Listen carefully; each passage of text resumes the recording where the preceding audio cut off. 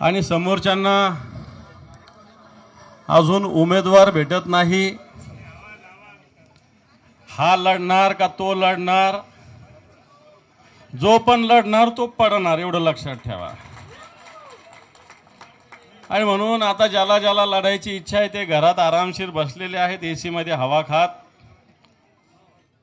पण तो हा संभाजीनगर शिवसेना प्रमुखाच्या विचारांचा सातत्यानं बालेकिल्ला राहिलेला आहे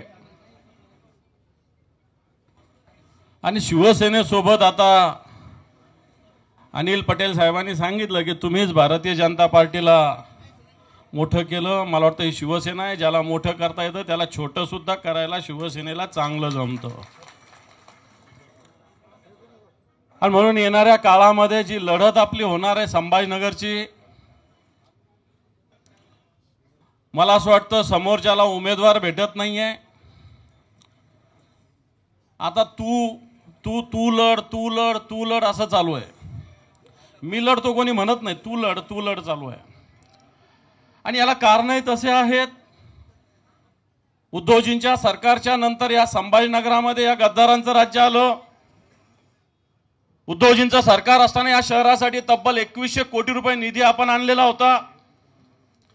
या 2100 कोटीमध्ये पिण्याच्या पाण्याची योजना उद्धवजींना स्वतः उद्घाटन करून स्वतः पाहणी करून दररोज देखरेख ठेवून पाण्याच्या लाईनचं काम सुरू होतं। ये वाला लेते हैं। Inverter AC. आप गैम्बलर हो ना?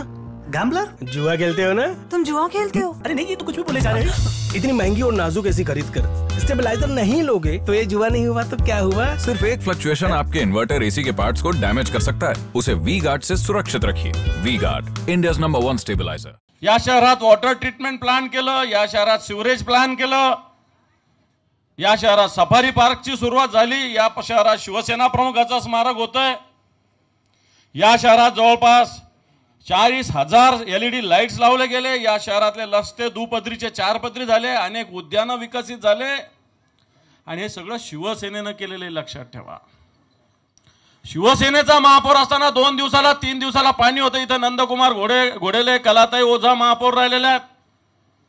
2 दिवसाला 3 दिवसाला पाणी येत असताना हे हरामखोर लोक आक्रोश मोर्चा काढत होते, आक्रोश मोर्चा। आता 8 दिवसाला आणि 9 दिवसाला पाणी येतं, यांचा आक्रोश यांच्या डोक्यात यांचे हांडे आपल्याला घालावे लागणार आहे, लक्षात ठेवा। कारण जी समांतर जलवाणी त्याच खैरे साहेबाच्या प्रयत्नानं मनमोहन सिंग पंतप्रधान असताना, खरं तर काँग्रेसला श्रेय घेता येत नाही बऱ्याच कामाचं, खरंच घेता येत नाही काँग्रेसला, खरंच घेता येत नाही। खूप केलंय काँग्रेसवाल्यांनी पण बोलतच नाही लोक। म्हणजे सोलापूर धुळे रस्ता मला आठवतो, मी खैरे साहेबांबरोबर जात होतो, मणिशंकर अय्यर, ऑस्कर फर्नांडिस त्यावेळेस मंत्री होते, त्यांच्याकडे जात होतो, त्यावेळेस सोलापूर आणि धुळे मंजूर झालाय। तुम्ही बोलतच नाही काँग्रेसचे लोक कधीच। नगर नाक्याचा रस्ता सुद्धा आपले ते संरक्षण मंत्री होते AK अँटनी, त्यांनी केलेला आहे, लक्षात ठेवा। तुम्ही बोलतच नाही काँग्रेसचे लोक। आम्ही काय बोलून घेतो शिवसेनावाले सगळं, आम्हीच केलं, आम्ही म्हणून टाकतो।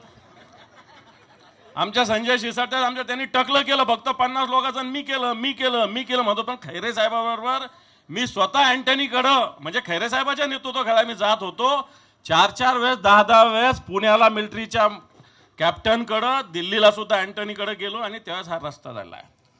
सोलापूर धुळे सुद्धा हा रस्ता जो झालेला आहे, जे आपले ऑस्कर फर्नांडिस काँग्रेसचे नेते होते त्यांच्यामुळे झालेला आहे, लक्षात ठेवा। आता हे लोक नितीन गडकरी येऊन भाजपा, पण नितीन गडकरीनं या ठिकाणी अटलजीच्या वाढदिवसाच्या दिवशी 8,000 कोटी रुपयाची कोनशिला लावली होती। 80 कोटीचं सुद्धा काम हे भारतीय जनता पार्टी करू शकलं नाही।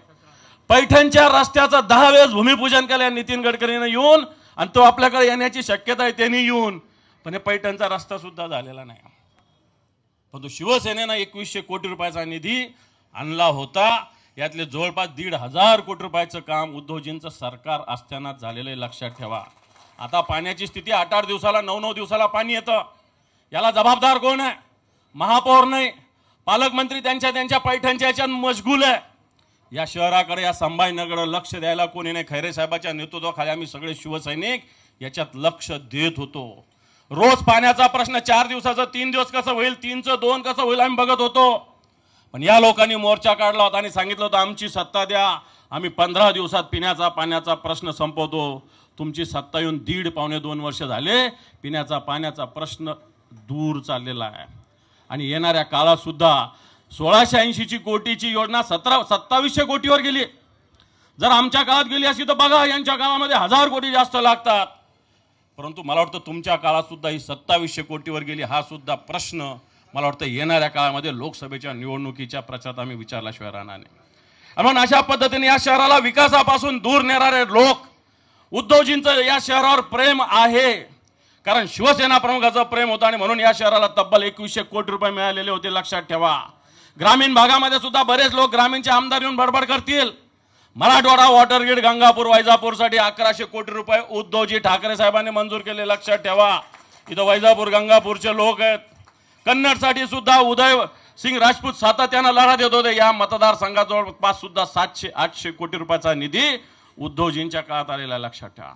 म्हणून या जिल्ह्याचा सर्वांगीण विकास करत असताना आता ते भुमरे सुद्धा म्हणतात ती योजना उपसा जलसिंचन योजना मावस गावांची, हिचा सुद्धा मराठवाडा वॉटर ग्रीडमध्ये सगळ्यात आधी 276 कोटी मंजूर कोणी केले होते तर ते उद्धवजी ठाकरे साहेबांनी मंजूर केले. लक्षात ठेवा. आणि म्हणून मला असं वाटतं या सगळ्या गोष्टी लक्षात ठेवण्याची आवश्यकता आहे आगामी काळामध्ये. आणि दुसरा तो आपला पोपट जो एमआयएमचा खासदार, आपण त्याला बोलतच नाही, आपण यांच्यावरच बोलतो. त्यांनी सुद्धा 5 वर्षात काही केलेलं नाही. गोष्टी मोठ्या करतो तो. इम्तियाज जलील सुद्धा गोष्टी मोठ्या मोठ्या करतो. प्रत्यक्षात त्याचे सुद्धा 20-22 मला वाटतं नगरसेवक असताना त्यांनी सुद्धा दिल्लीमध्ये नुसत्या भाषणाच्या वर या शहरासाठी काही केलेलं नाही. मोठ्या संख्येनं मुस्लिम बांधव शिवसेनेसोबत येतात. काल मला पत्रकारांनी विचारलं की 25 वर्षात शिवसेना कधी ईदगावर गेली नाही, खैरे साहेब गेले. म्हटलं का हिंदू मुसलमान एकत्र येऊ नये का? हिंदूंनी मुसलमानाच्या ईदगावर जाऊ नये का? मुसलमानाने दिवाळीला येऊ नये का? अरे शिवसेना एक 80% समाजकारण करणारी संघटना आहे आणि म्हणून ईदगाहला जाणं काही पाप नाही आहे. हिंदू मुसलमान जर एक येत असेल, या शहरात बंधुभाव वाढत असेल, या शहरात एकोबा वाढत असेल तर तो करण्याची आमची तयारी आहे. आणि उद्धवजींच्या नेतृत्वाखाली फक्त संभाजीनगरात नव्हे तर हे महाराष्ट्रात होतंय. लक्षात ठेवा. आम्ही महाराष्ट्रात फिरत असताना मान्य उद्धवजींच्या नेतृत्वाखाली, संजय राऊत साहेबांच्या नेतृत्वाखाली महाराष्ट्रात ज्यावेळेस फिरत असताना महाराष्ट्रात गावोगाव खेडोपाडी प्रत्येक शहरात हे वातावरण निर्माण झालेलं आहे. आणि म्हणून बांधवांनो, भले आता बरेच जण म्हणले असेल आपला विजय निश्चित आहे, विजय निश्चित आहे, परंतु आपली लढाई बूथवर आहे, आपली लढाई गावात आहे, आपली लढाई वाड्यात आहे, आपली लढाई तांड्यावर आहे. वाड्यातल्या प्रत्येक बूथवर, प्रत्येक वाड्यात आपली लढाई. लक्षात ठेवा. हा प्रचार होत राहील. हजारो लोक, लाखो लोक आपण एकत्र करू. पण खऱ्या अर्थानं मी तिन्ही पक्षाच्या, चारही पक्षाच्या सगळ्या लोकांना, सगळ्या कार्यकर्त्याला आवाहन करेल, आपण पहिल्यांदा निवडणूक एकत्र लढतोय. पहिल्यांदा निवडणूक एकत्र लढत असताना बूथ आपलं सगळ्यात आधी टार्गेट आहे. मतदार आपलं सगळ्यात आधी टार्गेट आहे. मतदार यावेळेस म्हणतोय मोदी हटाव म्हणतोय. लक्षात ठेवा. मोदी लागत नाही कोणाला सुद्धा. मोदी 400 पार म्हणत असेल, पण हा मोदी तडीपार आपल्याला करायचा आहे. ही भारतीय जनता पार्टी तडीपार करायची.